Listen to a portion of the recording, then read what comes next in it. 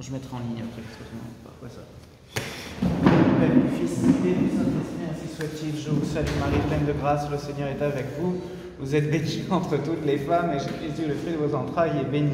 Sainte Marie, Mère de Dieu, priez pour nous pauvres pécheurs, maintenant et à l'heure de notre mort. Amen.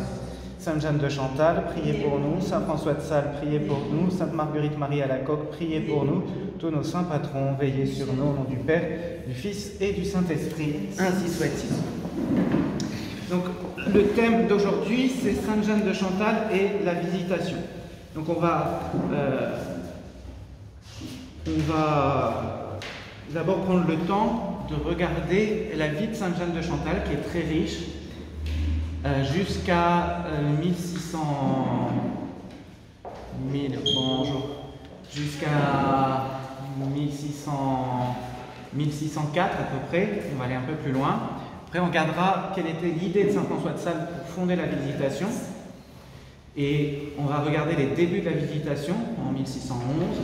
Et puis, nous verrons qu'en 1615, il y a eu un bouleversement, un grand chamboulement. Et puis, nous verrons rapidement, mais je pense qu'on n'aura pas le temps, la spiritualité de la Visitation. Mais ça sera pour une autre fois, c'est pas grave. On va prendre le temps de faire les choses correctement. Donc, Sainte Jeanne de Chantal, c'est une grande sainte. Sachez que dans le calendrier liturgique, il y a, moi j'ai compté 4 saintes françaises, Sainte Jeanne d'Arc, Sainte Bernadette, Sainte Jeanne de Chantal et Sainte Marguerite Marie Alacoque. Peut-être qu'il y en a d'autres que j'ai oubliées, mais sur ces 4, eh bien, vous voyez, il y a deux visitandines, deux sœurs de religieuses saintes de l'ordre de la Visitation. Alors, Sainte Jeanne Françoise Frémiot est née le 23 janvier 1572 à Dijon, en Bourgogne. Donc là, on fait la moutarde. Et là, on fait du bon vin de Bourgogne. Donc, on est dans l'est de la France. C'est pas le nord-est, vers Lille ou l'Alsace. On est plus à côté de ce qu'on appelle aujourd'hui la Suisse. Il faut comprendre qu'à l'époque, la Suisse et la France n'ont pas les mêmes. La Suisse n'existe pas et la France n'a pas les mêmes frontières. Donc on a la Bourgogne qui n'est pas encore vraiment française, et puis on a la Savoie qui prend une partie de la France actuelle, donc Annecy, une partie de la Suisse actuelle et puis une partie du nord de l'Italie. La capitale de la Savoie, c'était Turin. Donc aujourd'hui, c'est territoire italien. Mais Annecy était une ville importante, Genève aussi était une ville importante de la Savoie. Voilà. Elle naît donc en Bourgogne le 23 janvier et elle fut baptisée le jour même. Donc je rappelle, c'est l'occasion de rappeler que le baptême, ça se fait normalement dans le mois qui suit la naissance, sauf difficulté de santé. Et elle est appelée du nom du saint dont c'est la fête le 23 janvier, Saint Jean l'Aumônier. Alors c'est un grand saint, j'avais mis une petite note, mais désolé Saint Jean, on ne va pas parler de vous aujourd'hui. Voilà, donc baptisé le jour même, donc ça montre une famille pieuse. Hélas, à 18 mois, elle perd sa mère, Marguerite de Berbécy, et cette femme est morte au bout de 4 ans de mariage. Nous savons peu de choses sur elle, mais on dit cela d'elle, qu'elle fut regrettée de tous, surtout des pauvres, qui l'accompagnèrent à sa dernière heure en pleurant et en l'appelant tout haut leur bienfaitrice. Donc une grande dame, comme souvent à l'époque, dans la noblesse, on avait des femmes qui savaient être généreuses et montrer l'exemple dans leur domaine et dans leur entourage. Et donc la mère de Sainte Jeanne de Chantal était, Sainte Jeanne, pour le moment Frémiot, était quelqu'un comme ça. De ce mariage, eh bien, il y a eu deux filles et un garçon. Donc notre sainte elle-même, Sainte Jeanne, qui avait une sœur aînée, Marguerite, d'1 an plus âgée qu'elle. Elles étaient très proches toutes les deux, on va le voir. Et un frère cadet qui s'appelait André et qui deviendra archevêque de Bourges. Et c'est lors de la naissance d'André que Marguerite, la maman de Jeanne, va mourir. Elle va mourir en donnant naissance à son petit frère André. Son père est Bénigne Frémiot, grand Dimoun, comme on dirait à Maurice, parce qu'il est président du Parlement de Bourgogne, donc une charge très importante. Il est issu de ce qu'on appelle de la noblesse de robe. Juste petit rappel historique, en France, on distingue la noblesse d'épée et la noblesse de robe. La noblesse d'épée, c'est ceux qui ont eu leur titre de noblesse parce qu'ils se sont battus, parce qu'ils défendaient leur territoire au profit souvent du roi, et ils ont été anoblis pour cela, pour des faits d'armes, et parfois même suranoblis dans certaines familles. C'est-à-dire que le roi montrait, reconnaissait leur valeur, leur courage. Puis on avait d'un autre côté ce qu'on appelle la noblesse de robe, c'est ceux qui sont devenus nobles parce qu'ils jouaient un rôle dans les parlements, ils jouaient un rôle plus dans ce qu'on dirait aujourd'hui l'administration. Donc on va dire en France on a une noblesse militaire et une noblesse administrative.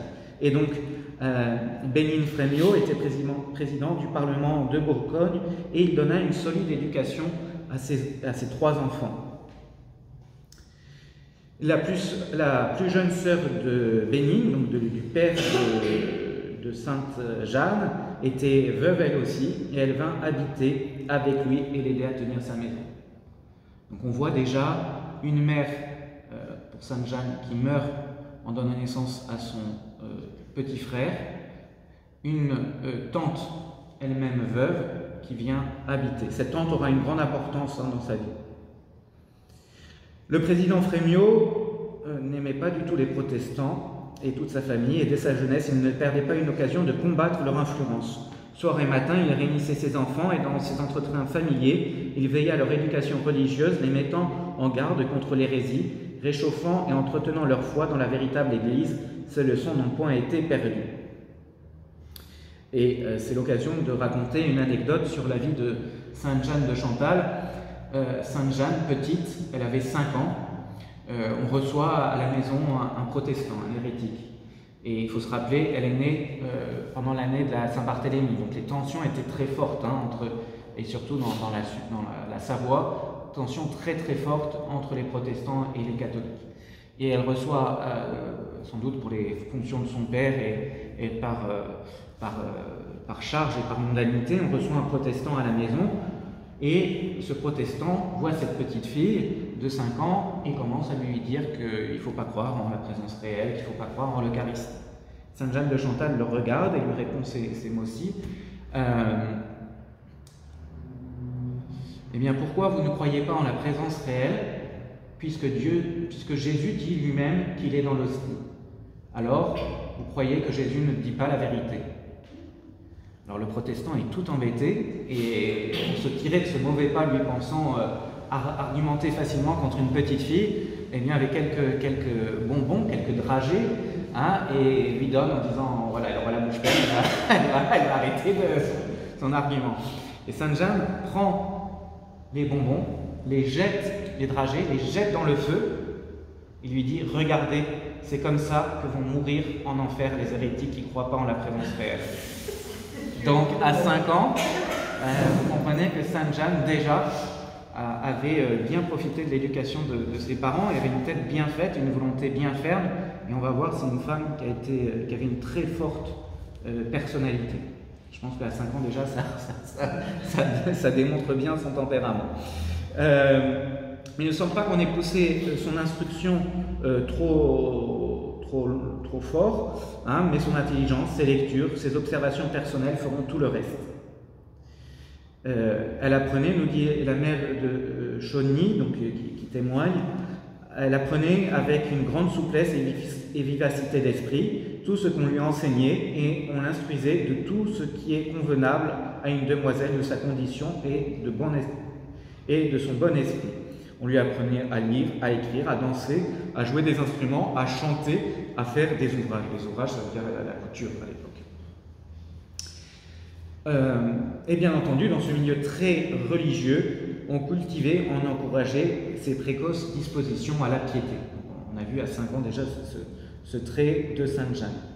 Elle avait une dévotion toute particulière pour la Vierge, se nommant elle-même son enfant. Elle pleurait à la vue des malheureux. Si je n'aimais pas les pauvres, disait-elle, il me semble que je n'aimerais plus le bon Dieu. Si je n'aimais pas les pauvres, il semble que je n'aimerais plus le bon Dieu. Tout ça, jusqu'on est dans son enfance. Hein.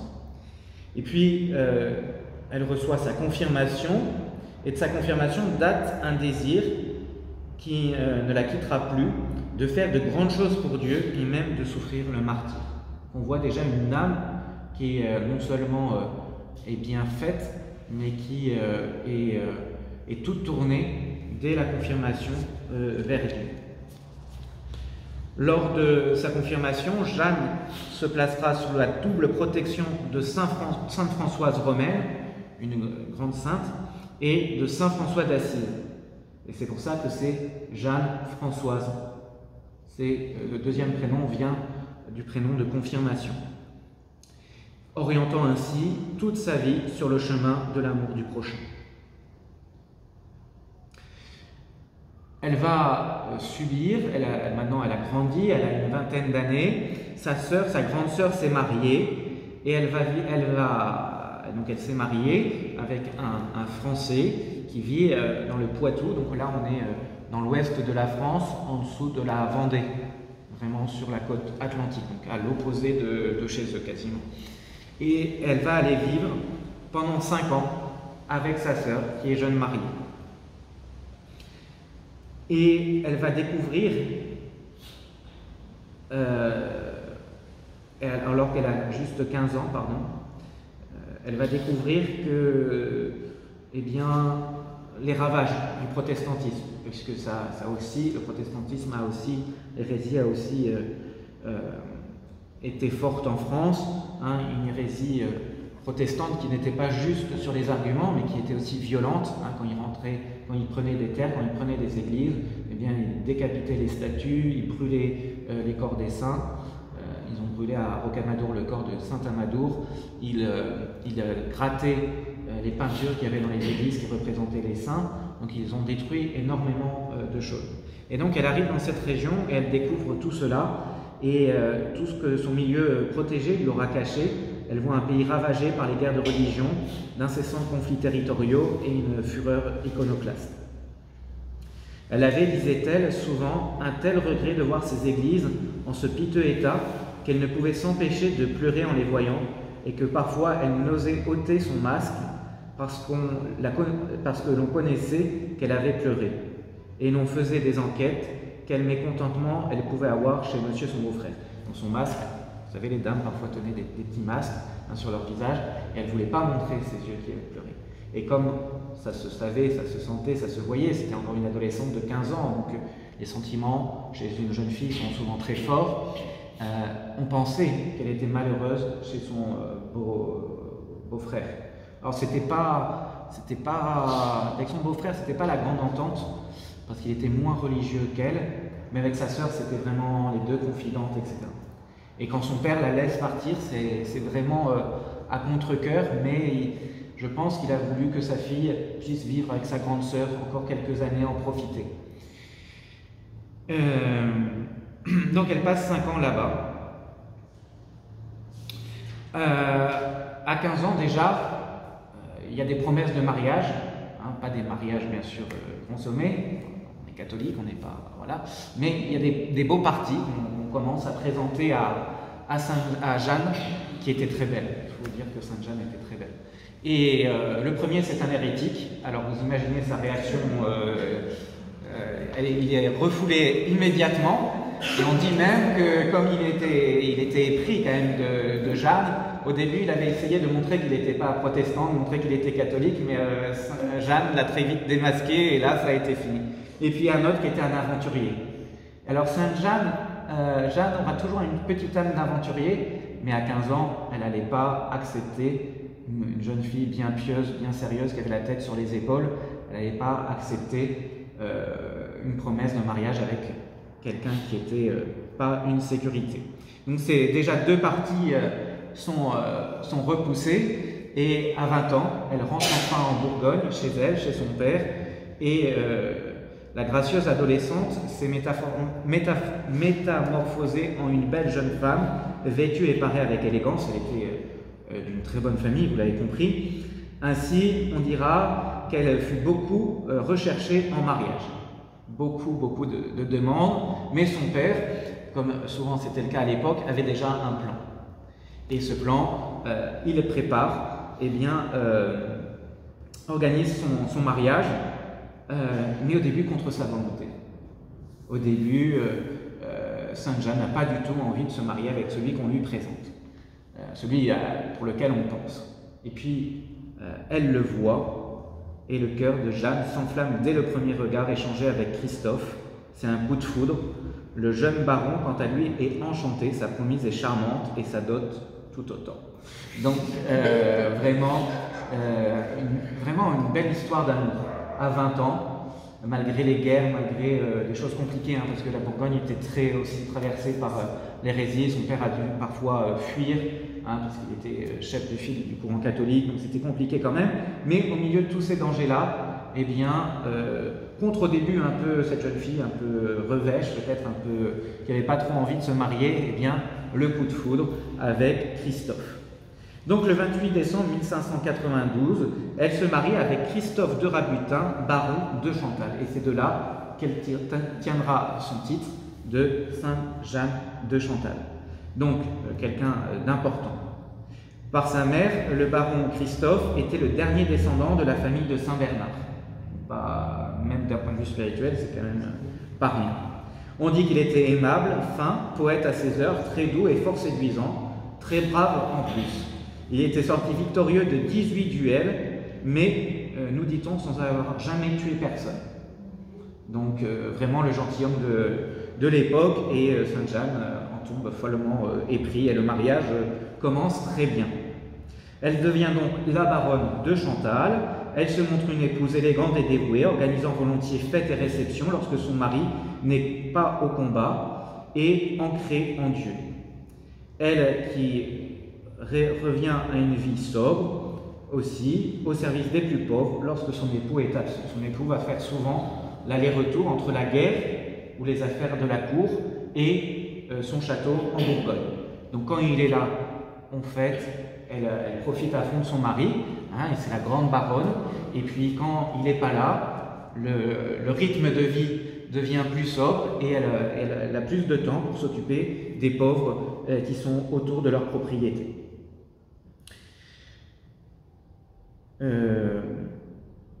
On trouve en elle une âme sainte et avec une foi très vive.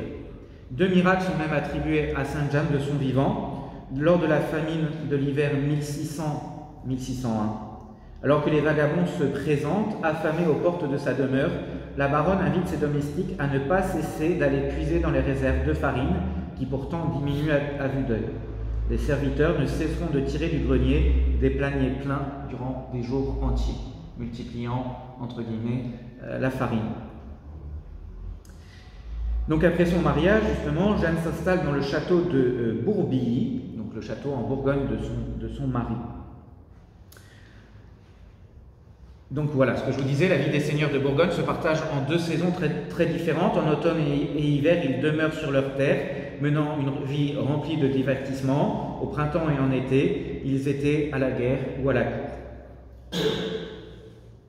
Donc à 20 ans, lors de son mariage, Jeanne se voit confier la gestion du domaine et se révèle être une femme de tête, sachant compter, gouverner, régenter les choses et les gens avec une gracieuse fermeté. Donc à 20 ans, elle se trouve à la tête d'un petit patrimoine, de quelques domestiques, de quelques gens sans doute qui cultivent leurs terres, et elle mène tout ça avec douceur, mais aussi avec une certaine fermeté. À 20 ans, c'est quand même assez rare. Aujourd'hui, on voit nos jeunes de 20 ans, ils ne seraient pas capables de faire ça, et puis surtout, encore une fois, d'alterner entre la grande vie de château en hiver et en printemps, en automne et en hiver, et puis une vie vraiment beaucoup plus simple en été et au printemps. Elle assiste chaque jour à la messe, s'occupe des pauvres du village. Quand son mari était absent, elle restreignait sa vie mondaine autant que possible, car son cœur était déjà partagé entre les premiers attraits d'être tout à Dieu et vraiment un amour passionné pour son cher mari. Elle aimait vraiment Christophe, c'était une grande passion pour elle, et tant mieux. Mais c'est important de le comprendre. Ce couple très uni eut 6 enfants, mais seulement 4 qui vont survivre. Les 2 premiers, en 1592 et en 1594, vont mourir à la naissance. Donc c'est déjà une épreuve assez commune, c'est vrai pour l'époque. Hein, on n'a pas les maternités comme aujourd'hui, mais je pense que Sainte Jeanne n'a pas pu y être insensible. Puis enfin, en 1596, va naître son premier enfant, qui sera un garçon, qui s'appellera Cels Bénigne. Voilà aussi des idées de prénoms pour vos enfants, qui donc est l'aîné et donc deviendra, à la mort de son père, le baron de Chantal.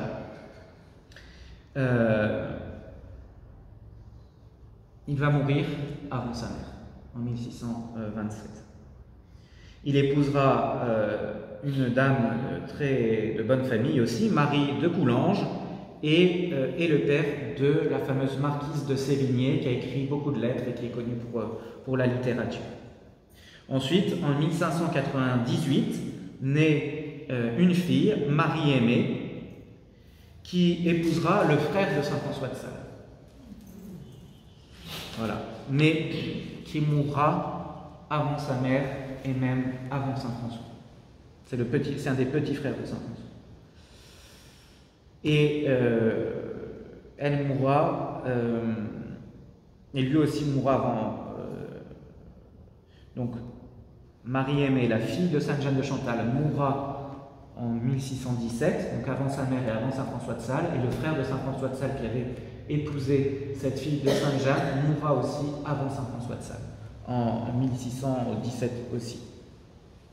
Il meurt, elle meurt en donnant naissance à un enfant, mais juste avant de mourir, on lui imposera sur la tête le voile des visitandines et elle mourra sous la protection de l'ordre de la Visitation.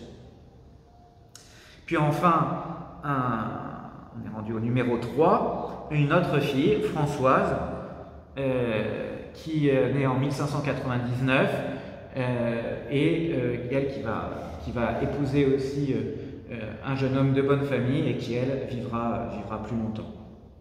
Elle mourra en 1684. Et puis le dernier de ces 4 enfants, c'est une autre fille, donc on a un garçon et puis 3 filles, Charlotte, qui naît en 1601 et qui va mourir en 1610, donc encore une fois avant sa mère et avant saint François de Sales. Elle est la filleule de la vénérable Jeanne-Charlotte de Bréchard, qui est aussi de la Visitation. En 1601, donc au moment de la naissance de Charlotte a quelques mois à peine, eh bien son mari, Christophe, va à la chasse et meurt d'un accident. Il reçoit une balle et il est ramené au château et il meurt saintement quelques jours plus tard, donc en ayant reçu les sacrements et en ayant pardonné au malheureux et meurtrier qui était, je crois, aussi un de ses cousins, et supplié son épouse de faire de même. Donc elle vient de donner naissance à leur 6e enfant, le 4e qui vit, Charlotte, et son mari meurt. Elle est à peine âgée, devient veuve à 29 ans. Donc orpheline, 2 grands frères qu'elle n'a pas connus mais qui sont morts, et maintenant qu'elle se marie, voilà qu'elle aussi, elle devient veuve. Ça va vraiment l'ébranler, parce qu'elle, comme je vous le dis, c'est pour ça que j'ai insisté un peu au début, elle aimait vraiment son mari. Elle avait un grand amour pour lui, et donc ça va complètement la mettre à terre, entre guillemets. Jeanne se révolte alors. Elle déteste le malheureux meurtrier qui a tué accidentellement son mari. Et il faudra toute la patience et la fermeté de saint François de Sales pour qu'elle parvienne un jour à assumer ce décès et pardonner au meurtrier 5 ans plus tard. Elle est quasiment au bord du désespoir. Elle commence à délaisser ses enfants, maigrir à grande vitesse et entre les couloirs du château, gémissant et ne dormant plus. Ce n'est qu'avec beaucoup de peine et que grâce à son amour pour le Christ, qu'elle se ressaisit lentement, avec un désir croissant, bien que confus, et bien de se consacrer à Dieu. Mais à ce moment-là, eh bien, elle fait un choix qui est pas forcément au début, elle ne s'en rend pas compte, mais un choix qui va être catastrophique pour sa vie, parce qu'elle se remet à un confesseur, un directeur spirituel qui va être beaucoup trop rigoureux. En effet, il est dur, sectaire et tyrannique, exigeant de sa diriger 4 vœux: lui obéir, lui demeurer à jamais fidèle, garder secret tout ce qu'il lui dira et ce qu'elle-même ressent en son fort intérieur. Pour une jeune fille de 29 ans qui vient de perdre son mari, c'est beaucoup trop dur.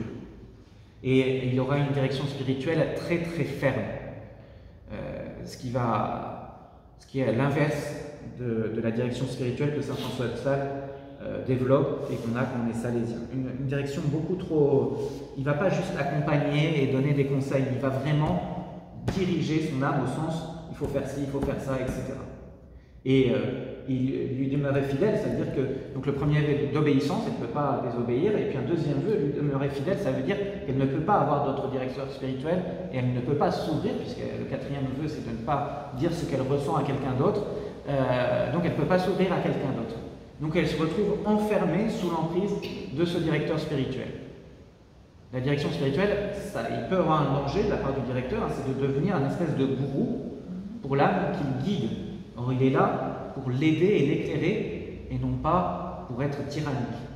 Et Sainte Jeanne, sans doute un peu à cause du désespoir qu'elle avait dans son cœur, s'est jetée. Au début, je pense qu'elle était contente d'avoir un homme, un prêtre, qui la guide. Je pense que ça l'a rassurée. Mais très vite, elle se rend compte que c'est pas bon pour son âme, et c'est vraiment pas comment faire, parce qu'elle était très religieuse, et elle ne voulait pas trahir les vœux qu'elle avait fait à ce confesseur, à ce directeur spirituel. Il existe des directeurs spirituels comme ça? Aujourd'hui, sans doute, je pense. Peut-être. En fait, la méthode de saint François de Sales est très différente de la méthode des jésuites. Les jésuites sont beaucoup plus directeurs, dirigent beaucoup plus les âmes. Je ne pense pas qu'aujourd'hui on fasse faire des vœux comme ça à diriger. J'ose espérer en tout cas. Bon, aujourd'hui, il n'y a plus trop de direction spirituelle, il faut quand même le reconnaître. Donc voilà. Mais en tout cas, c'est pas du tout l'esprit salésien, c'est pas du tout l'esprit de saint François de Sales. Désemparée, elle accepte. À peine s'est-elle engagée que déjà elle regrette son choix. Ce directeur spirituel sera bien maladroit, ne faisant qu'accentuer ses scrupules maladifs et l'alliant par ses 4 vœux excessifs à une obéissance excessive qui mineront peu à peu son âme. Et Sainte Jeanne, vous imaginez bien, une jeune femme de 29 ans, on a vu, élevée très religieusement, avec un grand amour de Dieu, des idées bien droites. Il faut penser qu'on est à l'époque où le jansénisme est en train de sévir. Donc un esprit très rigoureux, très austère, quelque part assez proche du protestantisme d'une certaine façon. Le protestantisme, vous savez, c'est pas ce que l'on voit aujourd'hui du protestantisme. Luther et Calvin, si vous me permettez, c'était pas des rigolos, c'était des gens qui étaient très austères, malgré les péchés qu'ils avaient commis, mais qui étaient très stricts. Et dans le jansénisme, qui est une hérésie, on retrouve cet aspect de rigueur, cet aspect scrupuleux. Et les scrupules, c'est ce qu'il y a de pire pour une âme. C'est une maladie spirituelle. Et justement, un directeur, il doit les apaiser. Il ne doit pas rendre la personne qui le dirige insensible, mais il ne doit pas développer les scrupules qu'il pourrait avoir dans une âme. Un scrupule, c'est vraiment un terme technique en spiritualité. Ce n'est pas juste au sens commun où j'ai fait du mal, où j'ai des cas de conscience dans ma tête. Un scrupule, c'est vraiment avoir une maladie dans l'âme qui fait qu'à peine, par exemple, on s'est confessé, ou à peine on est en train de dire, on est en train de se confesser même au confessionnal, qu'on dit « Ah, mais je viens de penser à une mauvaise chose, donc est-ce que vous pouvez me redonner l'absolution ?» Vous sortez à peine du confessionnal que vous voulez aller vous confesser, vous avez mangé, bon le jeûne, c'était pas les mêmes règles, mais si par exemple on suit les règles d'aujourd'hui, vous avez mangé 59 minutes avant la communion et vous courez à la sacristie voir le prêtre pour savoir est-ce que vous pouvez communier ou pas communier. Vous avez croisé une jolie fille dans la rue, peut-être que pendant 30 secondes vous avez eu un regard sur elle et sans même avoir pensé des mauvaises choses, mais vous dites... Et donc voilà, des scrupules c'est ça, hein, donc c'est vraiment... et donc un directeur spirituel doit tout faire pour casser cela. Hein. On est libre dans le Christ. Ça ne veut pas dire qu'on doit être encore une fois insouciant et pas se préoccuper du mal, mais c'est vraiment un terme, pour faire comprendre que c'est un terme technique. Donc notre pauvre Jeanne est dans cette situation où en même temps, elle n'arrive pas à accepter, ce qui est tout à fait normal, la mort de son mari, qu'elle aimait vraiment. Elle n'arrive pas à pardonner, et elle voit qu'elle devrait pardonner. Et donc ça, vous voyez, c'est un scrupule, je pense, c'est le scrupule principal de son âme. Et elle se retrouve avec un directeur qui, au lieu de l'apaiser et de lui redonner confiance, lui remet encore la tête sous l'eau. Donc notre pauvre Jeanne, c'est pas la joie. Et malgré tout, le bon Dieu qui a choisi cette âme, parce qu'il veut en faire quelque chose de grand, eh bien, en 1601, donc la même année de la mort de son mari, et même année où elle aura choisi ce mauvais directeur spirituel, le bon Dieu la favorise d'une vision. Une vision qui la remplit de joie, mais qui reste longtemps sans précision, aiguisant toujours plus le désir de son cœur. Alors qu'elle se promenait à cheval, elle voit un homme en soutane noire, à l'allure d'évêque, qu'elle ne connaît pas, mais qu'une voix lui désigne ainsi: voilà le guide bien-aimé de Dieu et des hommes, entre les mains duquel tu dois reposer ta conscience. Donc en 1601, elle a cette vision qu'elle accepte, mais qui reste pour le moment très vague et sans précision. En 1603, son beau-père exige qu'elle vienne vivre chez lui. En fait, comme elle était jeune, veuve, et à 29 ans, elle avait encore beaucoup d'attrait, va-t-on dire, elle avait beaucoup de charme, tout le monde voulait essayer de s'occuper de Sainte Jeanne de Chantal en se disant elle va se remarier. Si elle se remarie et qu'on arrive à faire c'est moi qui m'en occupe et qu'on arrive à lui trouver un beau mariage, ça fera des retombées pour moi aussi. Donc, son beau-père l'a fait venir chez lui, sous peine de déshériter ses enfants. Donc, elle n'a pas trop le choix en fait. Et ça va être très dur pour Sainte Jeanne de Chantal. Son beau-père, en effet, vivait en concubinage avec une de ses servantes, qui traita assez mal la jeune veuve. C'est quasiment biblique. Hein. Donc Sainte Jeanne va souffrir énormément à partir de 1603 quand elle vit chez son beau-père. Jeanne subit tous ces préjudices, tous ces mauvais traitements avec patience et douceur. Elle fit vœu, quoique jeune encore, de ne point se remarier, de ne pas se remarier, et Sainte Jeanne soigne et s'occupe des enfants illégitimes de la concubine avec les siens. Donc une grandeur d'âme assez incomparable. Donc jusque-là, Sainte Jeanne voyait des morts dans tous les sens. Depuis sa naissance, à 18 mois, elle est orpheline de mère. Une situation, vraiment une vie très très éprouvée. Hein. Vous avez entendu, ses enfants vont mourir quasiment tous sous ses yeux. C'est vraiment une femme qui aura vécu durement. Mais enfin un peu de lumière. En 1604, c'est vraiment une date à retenir dans la vie de Saint François de Sales et Sainte Jeanne de Chantal.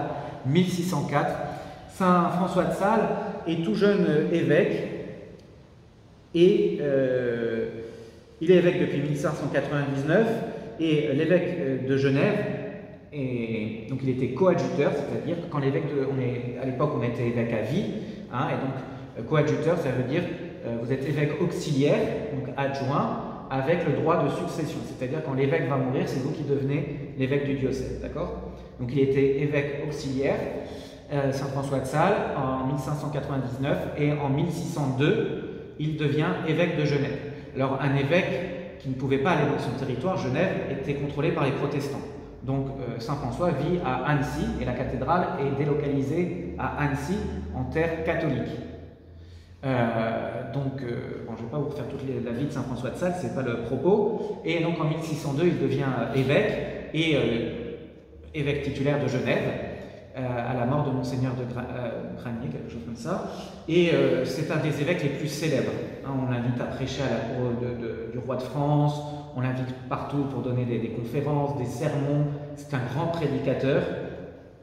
Et donc, on l'invite à Dijon, capitale de la Bourgogne, pour venir prêcher le carême.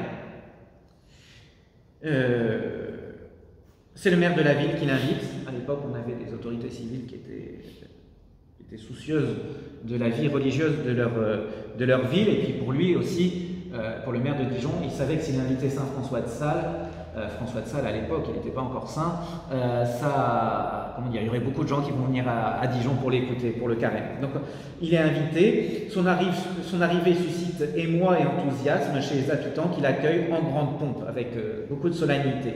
Donc je viens de vous dire, il était jeune évêque. Le père de Sainte Jeanne donc l'invite à Dijon pour écouter l'évêque de Genève. Le 5 mars 1604, alors que François de Sales prêche le carême, Sainte Jeanne de Chantal reconnaît en lui celui qu'elle avait vu dans son songe de 1601. Mais c'est Saint François qui sera le premier à prendre l'initiative en s'adressant à son ami l'archevêque de Bourges, qui était présent, et qui est le frère, qui est André, le frère de Sainte Jeanne. Il lui dira ceci: « Dites-moi, je vous en supplie, quelle est cette jeune dame claire, brune, vêtue en veuve, qui se met à mon opposite en face au sermon et qui écoute si attentivement la parole de vérité. » André répond très fièrement qu'il s'agit de sa sœur et heureux s'empresse de transmettre leur échange à Jeanne, qui avoue concevoir une très grande estime et admiration pour ce saint homme qu'elle considère comme un ange du Seigneur. Peu de jours après, Saint François de Sales peut avoir une rencontre avec Sainte Jeanne. Il reçoit, avec Jeanne de Chantal, il reçoit ses confidences. Saint François de Sales lui demande, mi-grave, mi-gracieux, comme savait le faire notre cher saint, si elle envisage de se remarier. Elle répond certes non, puisqu'elle a fait vœu de ne pas se remarier. Et eh bien, Saint François de Sales lui dit qu'il faut mettre à bas l'enseigne. Alors, qu'est-ce que ça veut dire? Vous savez, autrefois, tous les commerçants avaient une paterne, une enseigne devant leur boutique. Hein, donc, le vase avec le serpent des pharmaciens, une peau de cuir en métal devant les tanneurs, etc. etc. Donc, je pense que ça a dû exister. En France, on a encore ça devant les bureaux de tabac. Vous savez, on a une espèce de cône rouge qui indique les bureaux de tabac. C'était ça. Donc chaque magasin, chaque corps de métier avait son enseigne. Quand Saint François de Sales lui dit qu'il faut mettre à bas l'enseigne, puisque vous n'avez rien à vendre, entre guillemets, ça veut dire qu'il faut enlever de ses parures, parce que c'est une grande dame, malgré son veuvage, ça restait une grande dame, et baronne, c'est haut, c'est le... Et donc Saint François de Sales lui dit ça, et où est-ce que j'en suis? Il faut mettre à bas l'enseigne. Entrée dans sa 3e année de deuil, et du fait de son rang, en fait, Jeanne peut se permettre de porter certaines parures et ce qu'on appelait autrefois des gentilesses, des rubans et des dentelles de soie, ce qui était à l'époque des petits raffinements comme aujourd'hui les bijoux. Elle a seulement 32 ans, mais c'est déjà une grande âme et surtout une grande âme. Le lendemain soir, au cours d'un repas chez son père, où François est l'invité d'honneur, bien entendu, tout a disparu, tous les bijoux, sauf quelques glands au cordon de son collet, qui fermait sa robe, quelques pompons. Et en souriant, Saint François l'interpelle: « Madame, votre collet laisserait-il d'être bien attaché si cette invention n'était pas au bout du cordon ?» Est-ce que votre robe n'en serait pas moins attachée s'il n'y avait pas ces petites choses? Et sans attendre, elle saisit une paire de ciseaux et tranche pendant le repas les cordons qui pendaient au bout des rubans, les pompons qui pendaient au bout des rubans de sa robe. Voilà, on voit donc que c'est une femme c'est une, je ne sais plus si je le dis là après, mais c'est une femme, Saint François de Sales avait jugé tout à fait que c'était une grande âme. Hein, il ne se serait pas permis de lui demander ça. Tout d'abord, si elle voulait se remarier, Saint François n'aurait rien dit. Hein, mais comme elle a fait vœu de ne pas se remarier, il fallait être cohérent. Et comme il a vu que c'était quelqu'un à qui on pouvait dire les choses, et elle obéit sur le champ. Vous voyez, elle a une volonté extrêmement ferme.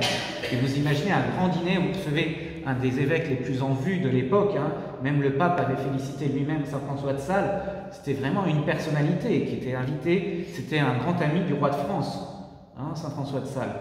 Et elle le reçoit à table avec son père qui est président du Parlement de Bourgogne, donc tout ça c'est que des grands dîners là, hein, et en plein milieu de ce repas où tout le monde devait bien se tenir, vous voyez comme quand même les Français bien élevés et tout ça, elle fait venir une paire de ciseaux et hop, elle découpe pas sa robe mais les cordons là de sa robe. Autrement, rien d'extraordinaire, aucune phrase mémorable, quelques gestes polis, discrets, en apparence anodins, mais cette petite mise en scène n'est pas fortuite. François de Sales, c'est ce que je disais, est un observateur né. Il comprend que cette baronne de Bourgogne, contrairement à son attitude fière, un peu distante, n'est ni coquette, ni futile, et qu'elle peut se détacher sans hésiter de son apparence. Saint François de Sales lui écrira en acte le 26 avril 1604, donc à la fin du carême, à son départ de la ville, ces mots: « Madame, Dieu me force de vous parler en confiance. Depuis quelque temps, vous me venez toujours autour de l'esprit, non pas pour me distraire, mais pour me plus attacher à Dieu. Je ne sais ce qu'il veut me faire entendre par là. » La première halte sur la route du retour de Savoie, il lui adresse un billet, une petite lettre, hein, c'était très à la mode de faire des tout petits billets de quelques lignes. Il écrit ceci: « Dieu, ce me semble, m'a donné à vous, je m'en assure toutes les heures plus fort, c'est tout ce que je puis dire. Recommandez-moi à votre bon ange. » Et plus tard: « Puis, plus je me suis éloigné de vous selon l'extérieur, plus je me sens joint et lié vers l'intérieur. Je vous supplie de ne jamais m'oublier, puisque Dieu me donne tant de volonté de ne jamais vous oublier aussi. » Saint François de Sales voit tout le bien qu'il est possible de faire pour cette âme, et leur amitié sera le moyen de conduire hors des griffes de Sainte Jeanne, hors des griffes de son mauvais directeur. Alors, je ne sais pas depuis combien de temps je parle.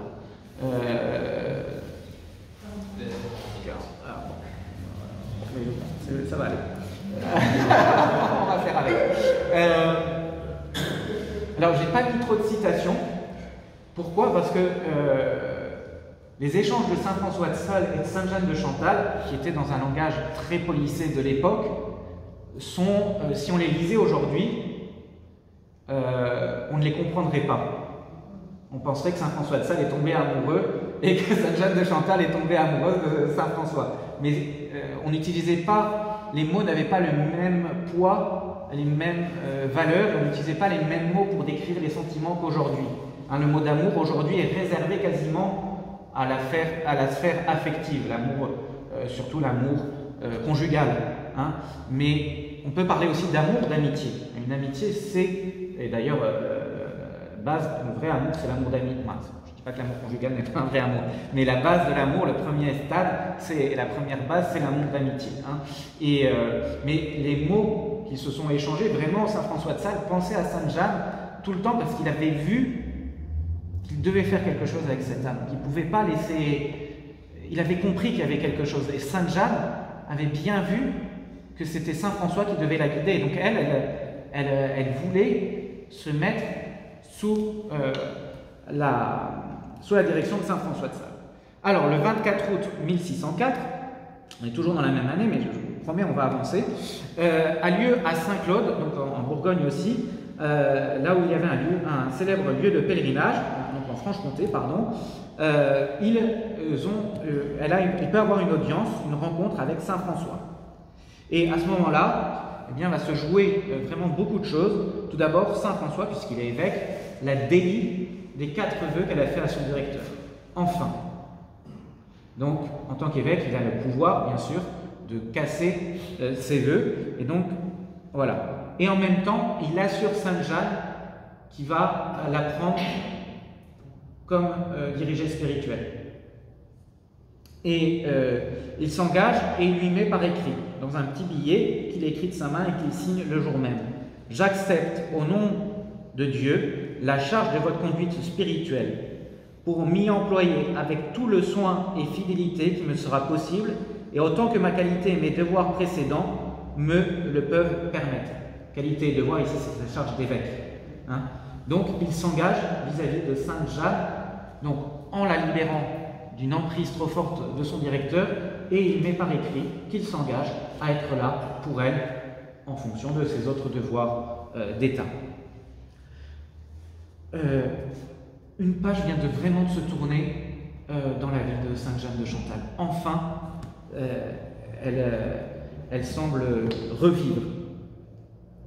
Peu après, François prend la plume pour dévoiler à Jeanne sa nouvelle méthode spirituelle où dévotion et charité s'équilibrent sans excès.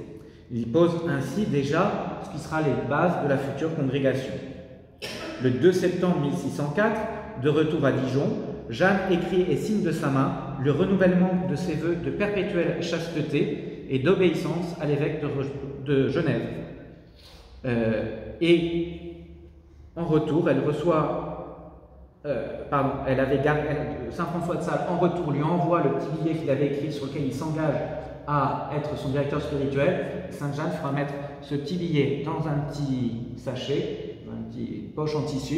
Elle le portera tout le temps autour du cou.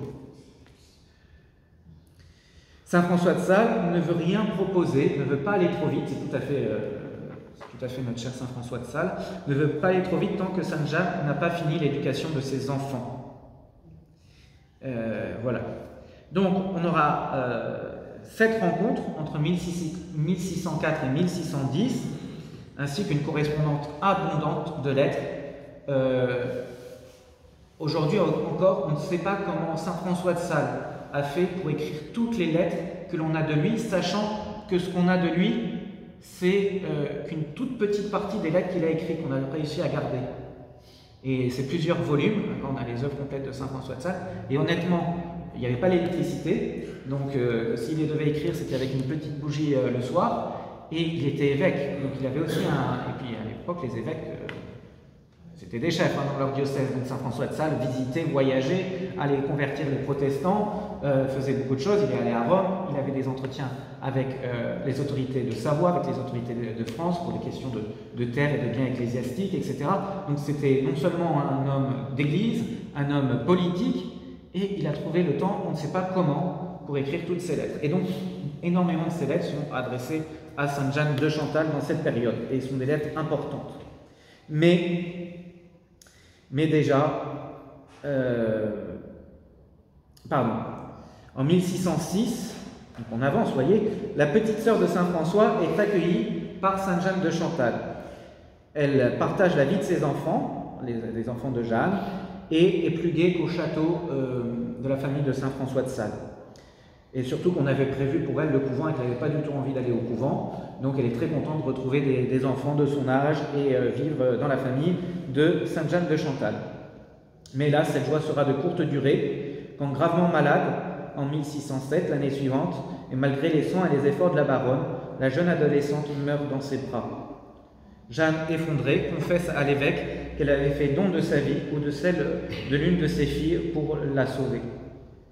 Vous voyez, comment on a une grandeur d'âme à l'époque. Hein, aujourd'hui, on dirait c'est pas mon enfant, je m'en fiche, etc. Mais elle était prête à donner à Dieu, ou comment dire, à donner sa vie, ou même une de ses filles pour sauver l'enfant, l'adolescent qu'on lui avait confié. Et Saint François de Sales lui répond avec très grande fermeté, mais pour son bien: votre cœur, qu'a-t-il fait? Qu'est-ce qu'a fait votre cœur? Lui rappelant que personne ne doit s'opposer à la volonté de Dieu, avec cependant cet aveu émouvant demeurait l'un des plus célèbres maximes salésiennes. Je suis tant homme que rien plus. Je ne suis pas plus qu'un homme. Mon cœur s'est attendri plus que je n'eus pensé, mais la vérité est que le déplaisir de ma mère, donc la mère aussi de sa petite sœur, et le vôtre y ont beaucoup contribué, car j'ai eu peur de votre cœur et de celui de ma mère. Vous voyez, saint François de Sales ne dit pas sa douleur.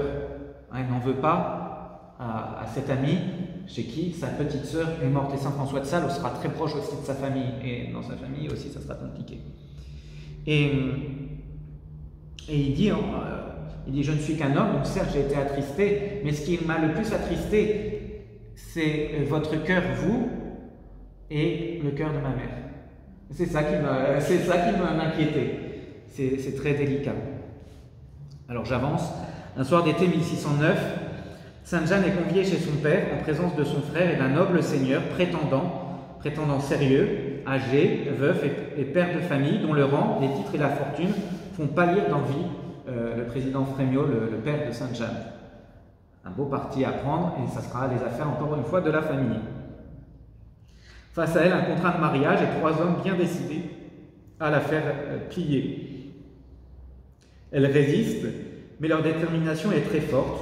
À ce moment-là, elle s'enfuit dans sa chambre. Dans un geste d'ultime désespoir, elle grave sur sa poitrine, à l'aide d'un poinçon rougi, donc d'un fer rouge, le nom de l'unique époux de sa vie, Jésus.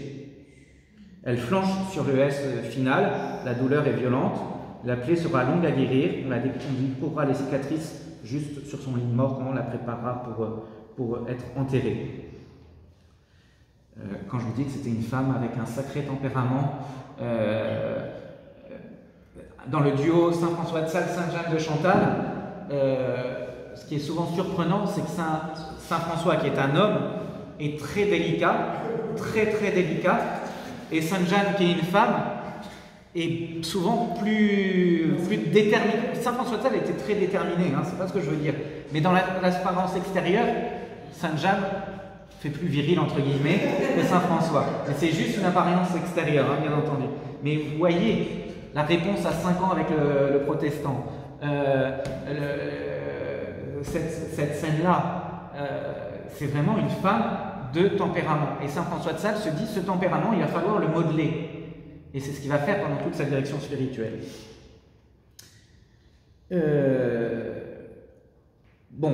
Forcément, après cette discrète mutilation, l'affaire est classée, le prétendant disparaît, et les parents mécontents la famille mécontente finissent par s'incliner.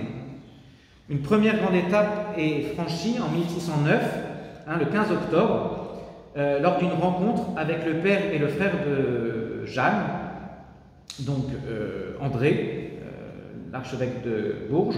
François de Sales plaide résolument pour la vocation de celle-ci et parvint à faire disparaître toutes les objections de son père. François l'aide en promettant que pendant quelques années, elle pourrait se rendre en Bourgogne si cela était nécessaire pour le bien de la famille. Ce bonheur sera encore une fois, hélas, bref, par un nouveau drame qui va anéantir encore Sainte Jeanne, la mort à l'âge de 9 ans de Charlotte, sa dernière fille, au début de l'hiver 1610. Donc une vie, comme je vous l'ai dit, vraiment éprouvée. La deuxième étape, ce sont les adieux, qui ont lieu le 29 mars 1610. Ce jour-là, ses proches se réunissent chez son père, le président Frémiot, avec beaucoup d'émotion. À la fois bouleversée et courageuse, Jeanne embrasse tous ses proches l'un après l'autre.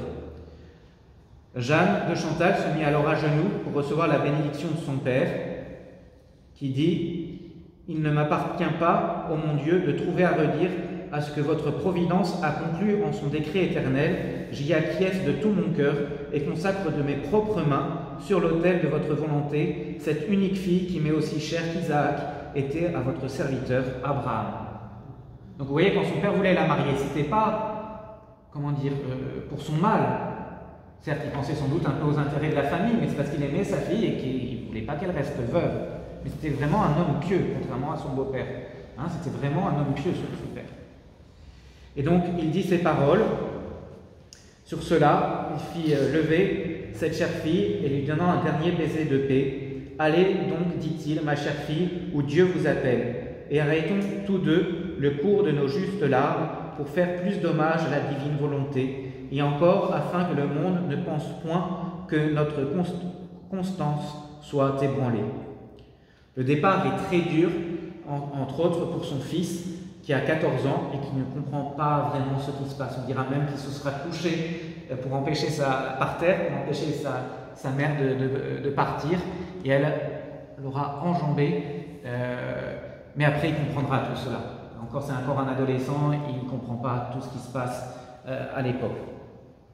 Jeanne quitte donc le 29 mars Dijon pour arriver à Annecy le 4 avril.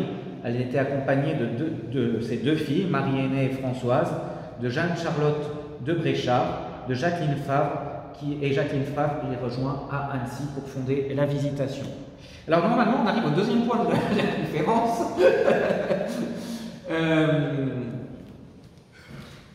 Bon, je ne vais pas vous laisser sur votre faim, donc j'ai quand même résumé tout cela, mais je ne vais pas lire tout ce que j'avais écrit et les citations.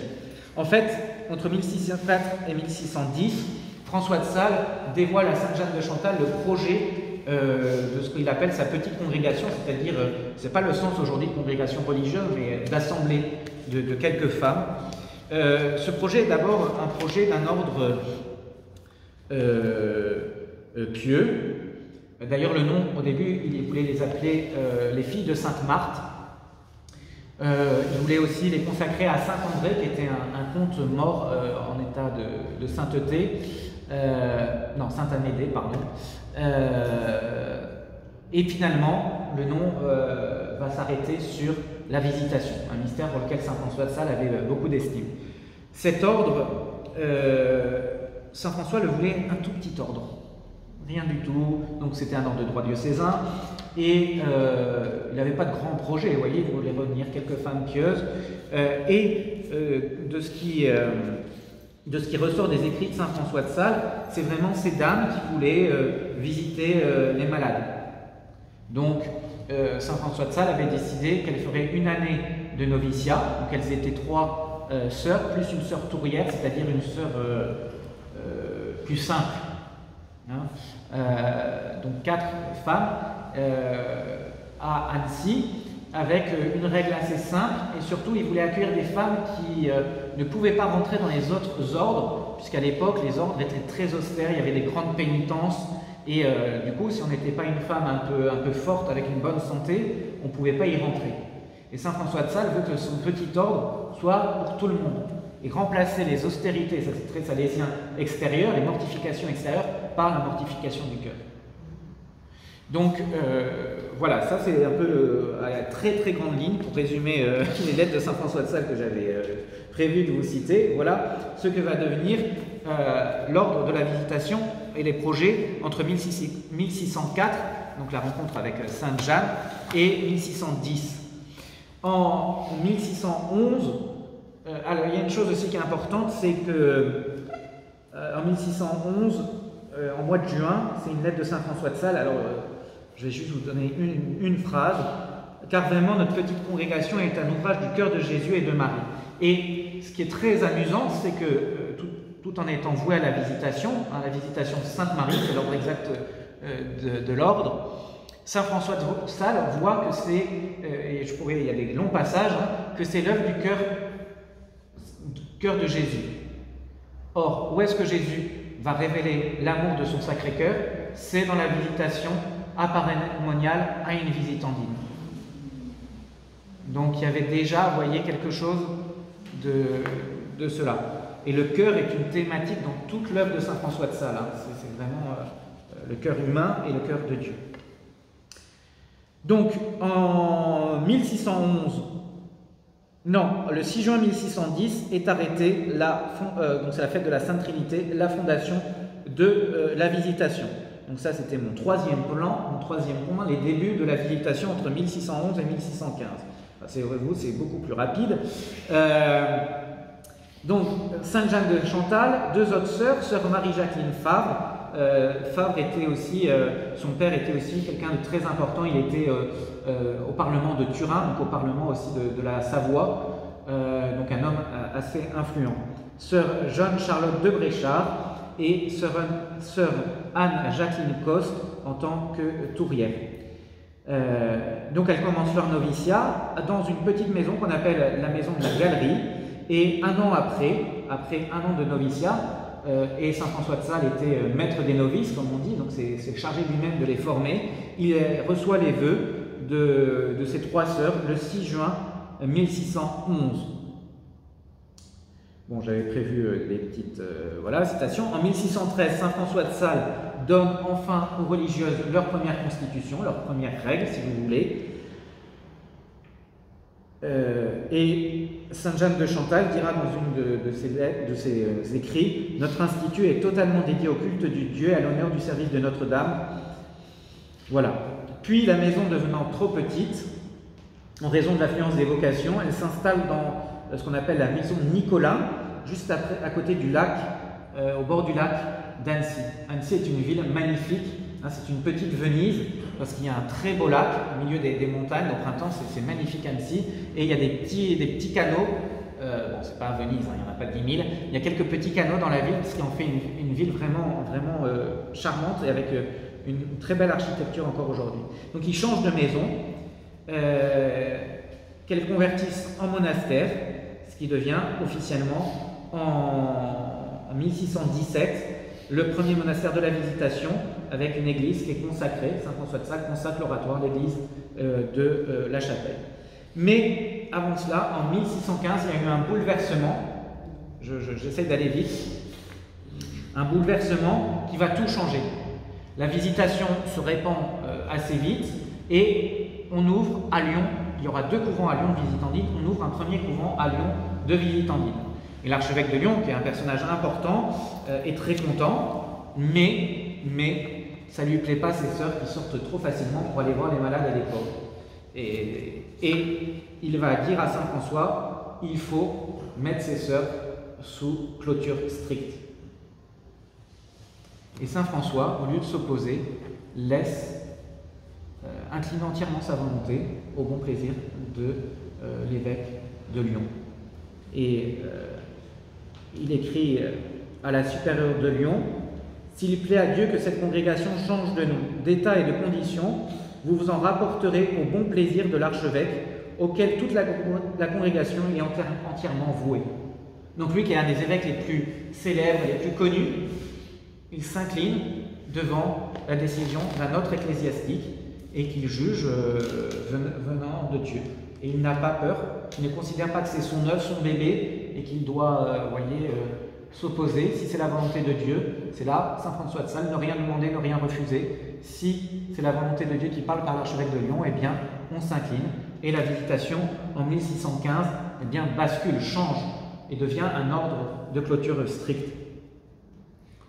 Il écrira d'ailleurs lui-même à l'archevêque de Lyon: « Quant à la visite des malades, elle fait plutôt ajouter comme exercice conforme à la dévotion de celles qui commencèrent cette congrégation, cette assemblée, et à la qualité du lieu où elle était, que pour fin principale. » Ce qui compte à Saint François de Sales, c'est la sainteté de ces religieuses, hein, et la vie d'oraison. C'est ce qu'il leur apprend, la prière, l'intimité avec Dieu.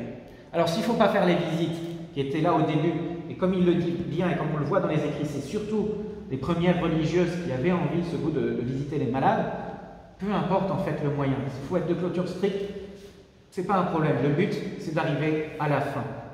Et on voit vraiment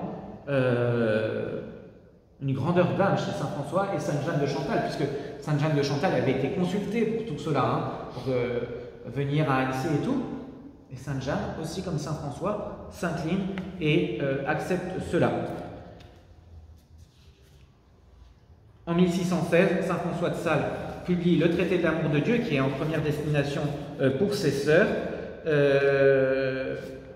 En 1618, voilà, le pape confirme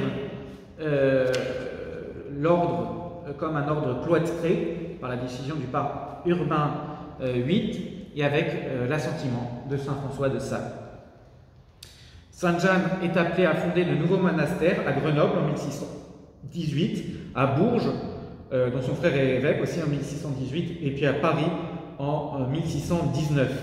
Saint François de Sales meurt en 1622 et à sa mort, il y a déjà 12 couvents, 12 monastères de Visitandines fondés. Mais la popularité de ce grand ordre va continuer. Alors Sainte Jeanne va aussi acter le procès de canonisation de Saint François de Sales. Elle témoigne entre autres pour la béatification en 1627. Elle va beaucoup œuvrer. C'est un père barnabite d'un ordre, donc les clercs réguliers de Saint-Paul, les barnabites, un grand ordre qui était un ordre naissant que Saint François de Sales avait vraiment favorisé, qui va être postulateur de la cause, et Sainte Jeanne va faire énormément pour recueillir les témoignages, pour témoigner elle-même. Elle veut tout faire pour que Saint François soit vite béatifié. C'était, comme je vous dis, une âme de conviction. Sainte Jeanne sillonne la France, déployant ses capacités de gestionnaire hors norme, et jeune en ayant appris à 20 ans à gérer son domaine, entre guillemets, et son veuvage, où développer ses qualités. Elle examine les budgets, les plans de construction des monastères, la progression des chantiers en compagnie des architectes, tout en jouant son rôle de mère spirituelle à l'écoute de ses sœurs. Nous nous multiplions trop, dira-t-elle, je ne cesse de le dire, mais on ne me croit pas. Que cette multitude de maisons qu'on n'a pas moyen de soutenir tant au spirituel qu'en temporel me fait grande peine. Puisque tous ces monastères s'ouvraient, il fallait aussi trouver les seigneurs de la guerre, même pour les religieux, il fallait trouver de quoi nourrir les sœurs, il fallait trouver les autorisations des évêques, il fallait trouver de quoi construire ces monastères, et tout en étant religieuse, elle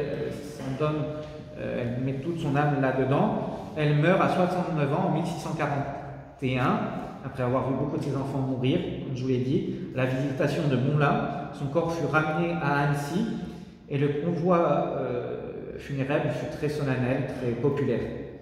À sa mort, donc 1622, 12 monastères, 1641, 87 maisons.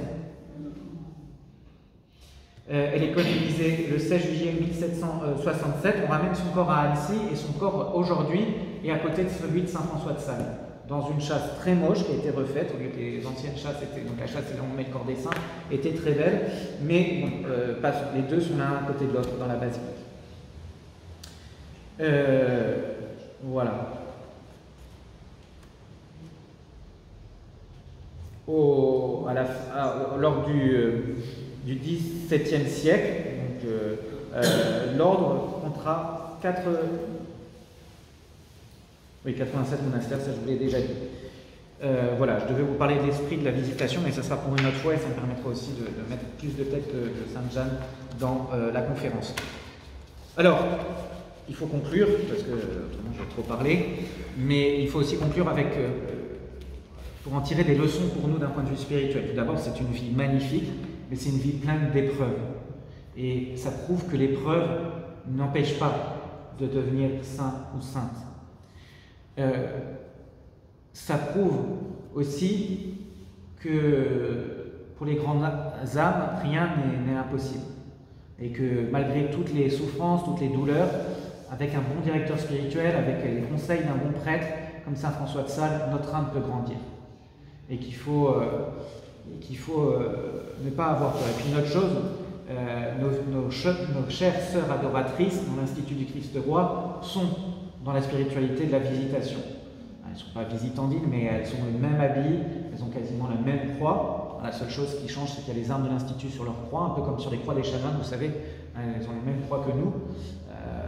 Elles ont exactement les mêmes, non, un tout petit peu plus petites peut-être que les croix des chanoines, mais qui était une croix dessinée par Saint François de Sales pour les sœurs de la visitation. Et elles ont cette même spiritualité, et les sœurs de la visitation, comme les sœurs dans l'Institut, ne font pas de vœux solennels. C'est-à-dire, il y a le temps du postulat, on reçoit l'habit. Donc le postulat, c'est, elles reçoivent l'habit, une petite, les adoratrices, une petite capine bleue, vous avez peut-être déjà vu, donc le petit chaperon rouge, qui est leur habit de cœur pour déjà montrer qu'elles ont déjà fait un premier pas. Donc